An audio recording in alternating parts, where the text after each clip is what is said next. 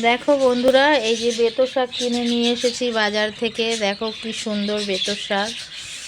এই যে বাছছি, শাকগুলো হয়ে গেছে আর এই অল্প দুটো বাকি রয়েছে বাছতে। তো দেখো এই বেতো শাক রান্না করব বন্ধুরা। তো পরে দেখাচ্ছি আরও কী কী রান্না হবে। শুভ দুপুর বন্ধুরা, রান্নাবান্না শুরু হয়ে গেছে। তো দেখো, আগেই বলেছি বাজার থেকে শাক এনে আমি বেছেছি, শাক কটা এবার ধুয়ে এনেছি, এবার রান্না বসিয়ে দেব। তো দেখো আমার শাক ভাজা কমপ্লিট হয়ে গেছে বন্ধুরা। বেতো শাক ভাজা তো আমার একদম ফেভারিট। তোমাদের কার কার ফেভারিট অবশ্যই কমেন্ট করে বলো। তারপরে দেখো বন্ধুরা, এখানে গোল গোল করে আলু ভাজছি। আসলে এই আলুটা কিন্তু মাছের ঝোলে দেব। আমার ইচ্ছে হলো এইভাবে কাটতে, তাই এইভাবেই কাটলাম। তারপরে দেখো বন্ধুরা, এখানে আমি মশলা করছি। এক হাতে মশলা করছি, এক হাতে মাছ ভাজছি, সবই আবার ভিডিওটাও বানাচ্ছি। একা একা সমস্তই করতে হয়। তো এখানে আমি 4 পিস মাছ রান্না করব, কারণ আমি রান্না করব আজকে মাংস। আর আমার ছেলেমেয়েরা তো মাংস ফেভারিট, ওরা মাংস হলে তো আর মাছ টাছ কিছুই খাবে না।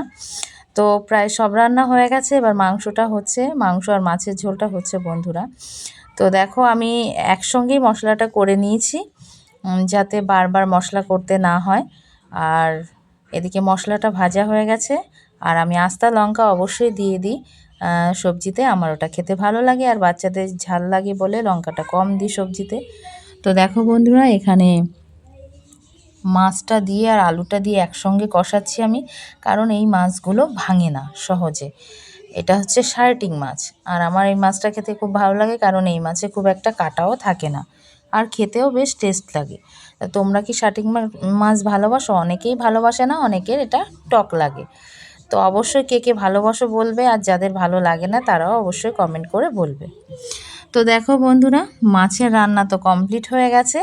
আর আমি আজকে মাংসে আলু দেব না, কারণ ওরা বলেছে যে আজকে মাংসে আলু না দিতে। তো এদিকে দেখো মাছের ঝোল কমপ্লিট, আর এদিকে আমি মশলা তৈরি করছি মাংসের জন্য। তো মুরগির মাংস নিয়ে এসেছিলাম, সেটা রান্না করছি। মশলাটা হয়ে গেছে, এবার মাংস দিয়ে দিচ্ছি।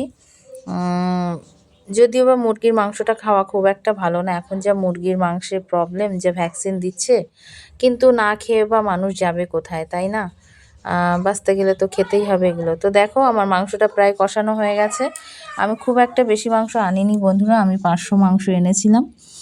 তো এদিকে মাংসটা কষানো হয়ে গেছে। এবার দেখো বন্ধুরা, এর ভিতরে আমি দিয়ে দেবো ঝোল। তো অনেকেই পোলট্রির মুরগি খুব ভালোবাসো, তো কে কে ভালোবাসো শেষে অবশ্যই কমেন্ট করে বলবে। আমি অবশ্য মাংস খাই না, তাই ভালোবাসি কিনা সেটা বলবো না, কারণ যেহেতু খাই না। তো মাংসের ঝোল দেওয়া হয়ে গেছে বন্ধুরা, আর প্রায় আমার মাংস কমপ্লিট হয়ে গেছে। তো বন্ধুরা দেখো, এখানে আমি একটু গরম মশলা দিয়ে দিলাম। আমার আজকের রান্না কমপ্লিট। তো বন্ধুরা, আজকের রান্নাবান্নাগুলো কেমন হয়েছে অবশ্যই কমেন্ট করে বলবে। আর সবাই ভালো থেকো বন্ধুরা। শুভ দুপুর, টাটা।